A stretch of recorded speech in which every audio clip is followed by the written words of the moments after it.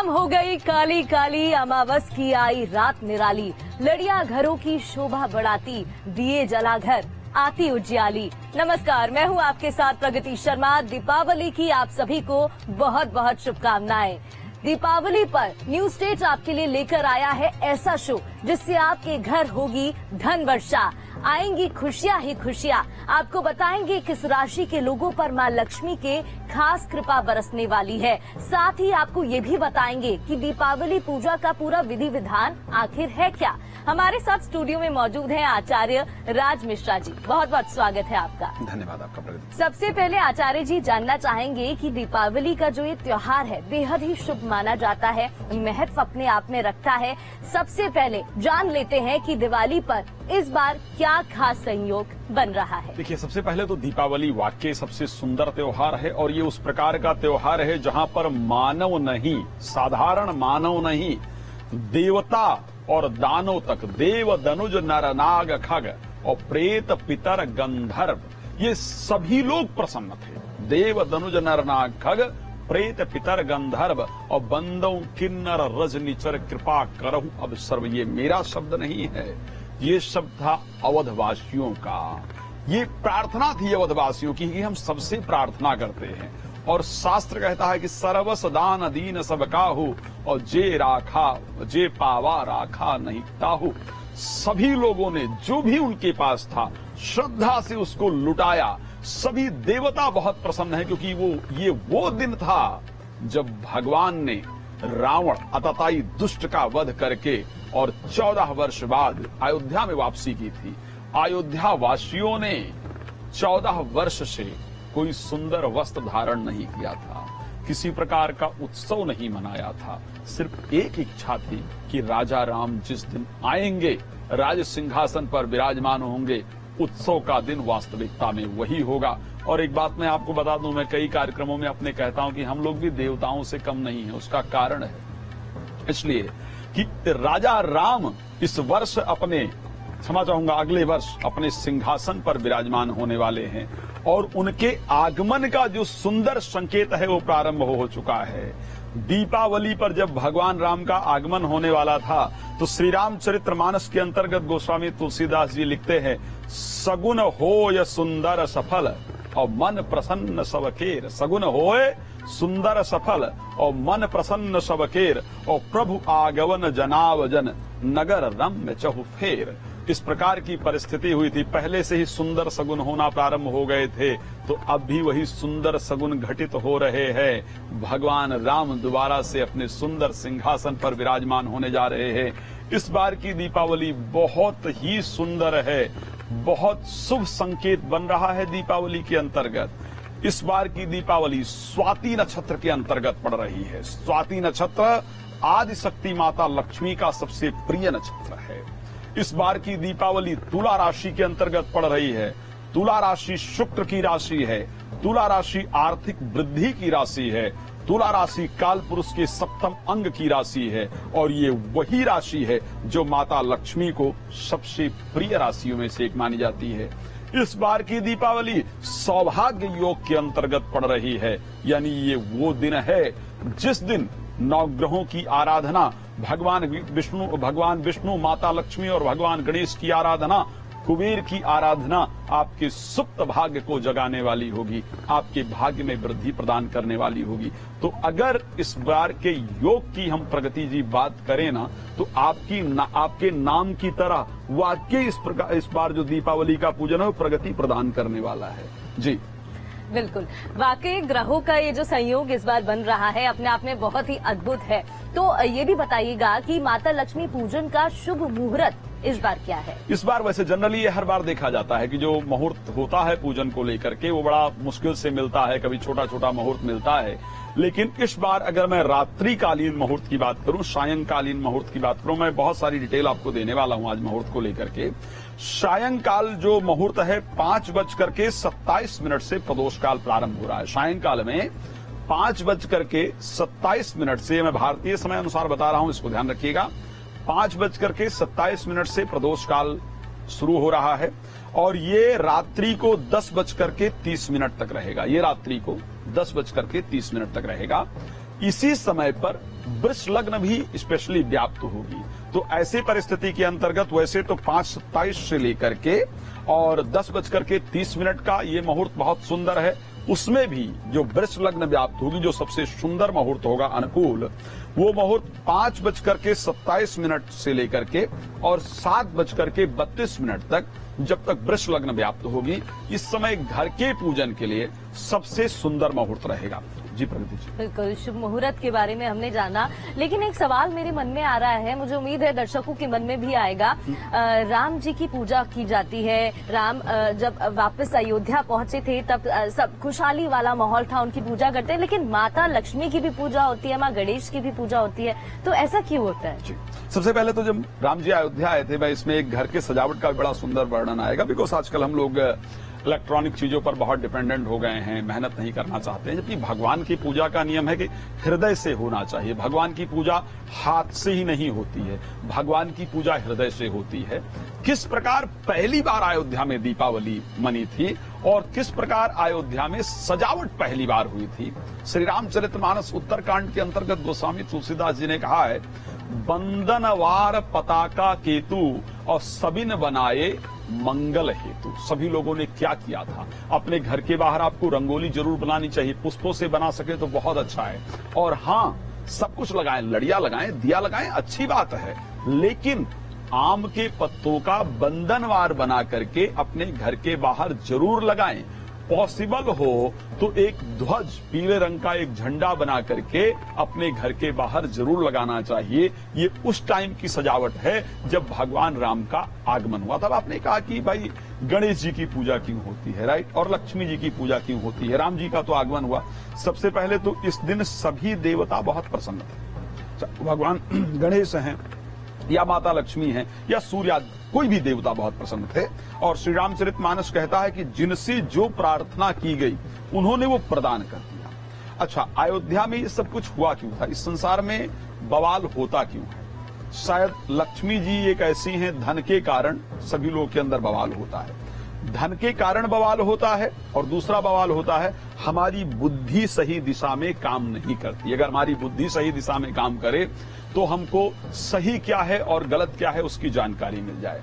अवध में क्या हुआ था, माता जो कैकेयी हैं, उनकी बुद्धि फेरने का जो प्रयास किया, मंथरा की बुद्धि सरस्वती जी ने फेरी और वो जो विघ्न उत्पन्न हुआ, तो सबसे पहले अवधवासियों ने भगवान गणेश जी की बहुत श्रद्धा से आराधना किया और उनसे प्रार्थना किया कि हे प्रभु, अब तक जो इस संसार में विघ्न आए वो ठीक है, हमने स्वीकार कर लिए, लेकिन आप विघ्न हरता हैं, आप सद्बुद्धि प्रदान करने वाले हैं, आप विघ्नों को दूर करने वाले हैं। आज हम हाथ जोड़ करके आपका पूजन करते हैं, आपसे प्रार्थना करते हैं। आपके लिए कहा जाता है कि मूक हो ही बाचाल, पंगु चढ़े गिरिबर गहन।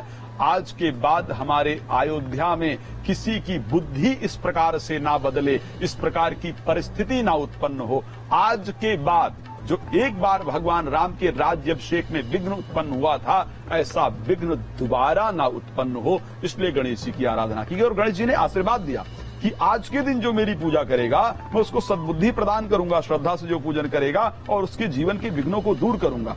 क्यों प्रॉब्लम उत्पन्न हुई? राज्य के कारण, लक्ष्मी के कारण। इस कारण से साथ में लक्ष्मी जी की आराधना की गई कि आप अवध पर ऐसी कृपा प्रदान करें कि आज के दिन जो श्रद्धा पूर्वक आपकी पूजा करे उसका भंडार सदैव बना रहे, उसके घर में धन धान्य की वृद्धि होती रहे। इसलिए गणेश और लक्ष्मी जी की विशेष पूजा होती है। खैर पूजा सभी की होती है, नवग्रह की पूजा की जाती है, तो राम जी के साथ इन सभी की पूजा होती है। जी बिल्कुल। पंडित जी, आपने दर्शकों को मंत्रों के जरिए ये भी बताया कि माँ लक्ष्मी की पूजा करने का विधि विधान क्या है, क्यों पूजा की जाती है। अब आपसे जानना चाहते हैं कि क्या राशिवार कोई ऐसे खास मंत्र हैं जिनका जाप करने से माँ लक्ष्मी की विशेष कृपा बरसती है? देखिए, सबसे पहले इस बार की दीपावली क्योंकि तुला राशि के अंतर्गत घटित हो रही है, तो खैर दीपावली सभी के लिए शुभ होती है, सभी के लिए कुशल होती है, सभी को प्रसन्नता प्रदान करने वाली होती है। लेकिन सबसे पहले आपको बता दूं कि इस बार की दीपावली मेष राशि के लिए, धनु राशि के लिए, तुला राशि के लिए और सिंह राशि के लिए बहुत लाभप्रद है। आपके समस्त मनोकामनाओं को पूर्ण करने वाली होगी ये दिवाली। किस राशि वाले लोगों को आदिशक्ति लक्ष्मी और भगवान गणेश जी की पूजा कैसे करनी चाहिए और क्या उनको श्रद्धा पूर्वक अर्पण करना चाहिए, सबसे पहले हम इसकी जानकारी आपको देने का प्रयास करते हैं। मेष राशि वालों को लाल पुष्प माता लक्ष्मी और भगवान गणेश को अर्पण करना चाहिए। बाकी सारी पूजा विधि से करें, लेकिन ये विशेष आपको अर्पण करना है। इसके अर्पण करने से भगवान गणेश और माता लक्ष्मी की विशेष कृपा प्राप्त होगी। वृष राशि वाले पंचामृत बना करके अर्पण करेंगे। मिथुन राशि वाले कोई हरा फल लेकर के श्रद्धा से अर्पण करें। कर्क राशि के लोग गंगा जल विशेष रूप से भगवान को अर्पण करेंगे, बहुत लाभ होगा। सिंह राशि के लोगों को कोई लाल फल लेकर के और श्रद्धा पूर्वक भगवान गणेश और माता लक्ष्मी को अर्पण करना है। कन्या राशि के लोग पान का बीड़ा, जोड़ा पान लेकर के श्रद्धा से भगवान गणेश और माता लक्ष्मी को अर्पण करना है। तुला राशि के लोग 5 वस्त्र लेकर के श्रद्धा पूर्वक अर्पण करें, फिर किसी ब्राह्मण को या किसी ब्राह्मणी को श्रद्धा से जाकर के दे दें। भगवान को अर्पण करने के बाद जाकर के देना है, समस्त मनोकामनाएं पूर्ण होंगी। वृश्चिक राशि के लोग 5 फल लेकर के भगवान गणेश और माता लक्ष्मी को चढ़ाइए, बाकी पूजा के साथ। धनु राशि के लोग जो मिठाई आपको पसंद है ना, वही भगवान गणेश और माता लक्ष्मी को श्रद्धा पूर्वक अर्पण कीजिए। मकर राशि के लोग तिल से बना हुआ कोई व्यंजन, तिल से बनी हुई कोई मिठाई श्रद्धा पूर्वक भगवान गणेश और माता लक्ष्मी को अर्पण करना है। कुंभ राशि के लोग गाय के घी का दिया श्रद्धा पूर्वक भगवान गणेश और माता लक्ष्मी को जलाएंगे, उनके सामने घी का दिया जलाएंगे और श्रद्धा से उनकी आरती गाएंगे। आपकी समस्त मनोकामनाएं जो है वो पूर्ण होंगी। मीन राशि के लोग गव दुग्ध से छींटा लगाना है माता लक्ष्मी और भगवान गणेश जी को। इसको करने से आपके मन की कामनाएं पूर्ण होंगी। क्या प्रार्थना होनी चाहिए? जो भी आपके मन की कामना है, जो विशेष मीन राशि के लिए बताया है, जो भी आपके मन में प्रार्थना है कि मेरा ये कार्य बने, श्रद्धा से प्रार्थना कर लीजिएगा। एक प्रश्न मुझसे किसी ने पूछा था, इसलिए मैं चाहता हूं कि यहां इसको भी क्लियर कर दूं।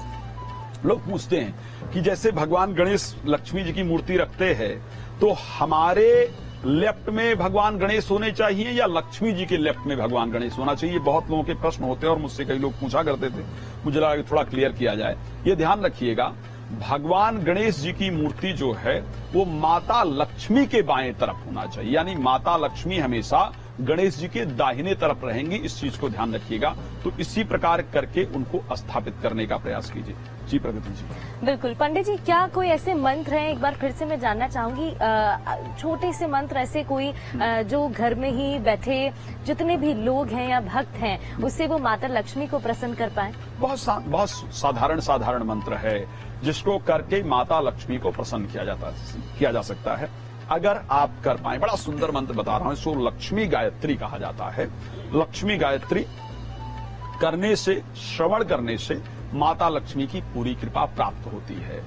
ओम महालक्ष्मी च विद्महे विष्णु पत्नी च धीमहि तन्नो लक्ष्मी प्रचोदयात्। महालक्ष्मी च विद्महे विष्णु पत्नी च धीमहि तन्नो लक्ष्मी प्रचोदयात्। श्रद्धा पूर्वक इस मंत्र का जप करना चाहिए। एक और बात, अगर पति पत्नी, वैसे परिवार के समस्त सदस्य एक साथ बैठ करके श्रद्धा से पूजन करें, ये बहुत महत्वपूर्ण है। लेकिन लक्ष्मी पूजन ही इस प्रकार का विधान है जहां पर पत्नी दाहिनी तरफ बैठ करके, यानी पति के दाहिनी तरफ बैठ करके पत्नी भगवान गणेश और माता लक्ष्मी की श्रद्धा पूर्वक पूजन करे। कोई ब्राह्मण यदि आपके घर में पूजन करा रहे हैं, कई बार ऐसा होता है कि विधियों में कई बार गड़बड़ी हो जाती है, कोशिश करें कि ग्रंथि बंधन करके, जैसे आप घर में पूजन कर रहे हैं, कोई बच्चा इत्यादि, कोई बच्ची इत्यादि आपके घर में है या आपकी बहन कोई भी है, तो एक ग्रंथि बंधन कर दें। पुरुष हमेशा, ये नियम भी है वेद में कि जब भी पूजन करें तो अंग वस्त्रम जरूर होना चाहिए, यानी एक कंधे पर एक गमछा जरूर होना चाहिए। स्त्री का जो पल्लू है साड़ी का, उसके अंदर थोड़ा फूल डाल करके उसमें ग्रंथि बांध करके, पुरुष के अंग वस्त्रम गमछे से ग्रंथि बंधन करके फिर श्रद्धा पूर्वक पूजन किया जाए तो पूजन का बड़ा शानदार लाभ प्राप्त होता है। जी प्रगति जी। बिल्कुल, ये भी बताइएगा, क्योंकि रात में जब हम दीपावली की पूजा करते हैं, माता लक्ष्मी की विधि विधान से पूजा करते हैं, तो ये भी कहा जाता है कि दूध जलेबी का भोग लगाया जाना चाहिए, काफी शुभ माना जाता है। ऐसा कुछ है क्या? देखिए, बिल्कुल शास्त्रोक्त तो नियम ये है कि जो सबसे प्रसन्नता प्रदान, देखो भगवान की पूजा में क्या होता है प्रगति जी, अभी का नियम क्या है कि जब आप कहीं पूजा का सामान लोग लेने जाते हैं ना, तो कहते हैं पूजा वाला घी दे देना। अब सोचो पूजा वाला कौन सा घी, कहीं अलग से थोड़ी ना आएगा। तो वो जो दुकान वाला है ना, वो भी एक बड़ा खराब सा घी रखे होता, सब सस्ता वाला, और वो उठा करके पूजा वाले घी पर देता है। मैं खुद अपने एक दिन की बात कर रहा हूँ। एक दिन पूजा ऐसे मैं कुछ फ्रूट खरीद रहा था, तो एक व्यक्ति आता है तो कहता है कि मुझे फ्रूट दे दो। तो वो एक अच्छे सेब दिखा, कह रहे यार पूजा के लिए चढ़ाने हैं, कुछ दे दो। तो पूजा वाले अलग से खराब फल उठा करके उसको पकड़ाता है। तो नियम ये है कि जो आपको अच्छा लगता है, जो आपको सबसे पसंदीदा है, आपका सबसे प्रिय है, वो भगवान को अर्पण करना चाहिए।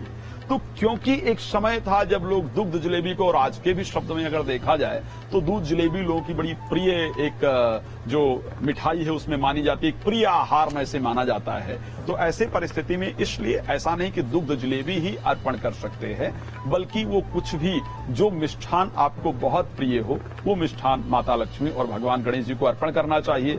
क्योंकि जलेबी सबसे सुंदर मिष्ठान में से मानी जाती है, इसलिए उसको अर्पण करना बेहतर है। बिल्कुल, दीपावली के त्योहार की हम बात कर रहे हैं। साफ सफाई का विशेष यहाँ पर ध्यान रखा जाता है, लेकिन कई मान्यताएं हैं, ऐसा भी कहा जाता है कि घर में इस दौरान छिपकली दिख जाए तो वो शुभ होता है। ऐसा कुछ है क्या? और साफ सफाई रखना इतना महत्वपूर्ण क्यों हो जाता है? हालांकि वैसे रखनी ही चाहिए, लेकिन दीपावली पर खास तौर पर ध्यान रखते हैं। हम सबकी मम्मियां हैं, बोलती रहती हैं भाई साफ सफाई रखो, साफ रखो घर। ऐसा क्यों है? देखिए, क्योंकि रीजन ही है ना। कौन आया था इस दिन? भाई दीपावली के दिन कौन? सुप्रीम पावर पूरे यूनिवर्स की अगर देखा जाए, जो सुप्रीम पावर है भगवान राम, उनका आगमन हुआ था दीपावली को। तो जब, जैसे जनरल सी बात है कि भाई हमारे घर में पता चले कि प्राइम मिनिस्टर आने वाले हैं आपके घर में, तो आप क्या करेंगे? आप घर को इतना सुंदर सजाएंगे जिसकी हद नहीं। शायद जो सबसे महंगा, जो सबसे स्पेशल होगा, उस प्रकार अपने घर को तैयार करेंगे, उसी प्रकार का व्यंजन तैयार करेंगे एक प्राइम मिनिस्टर के आने पर, राइट? भगवान कौन है? भगवान राम कौन है?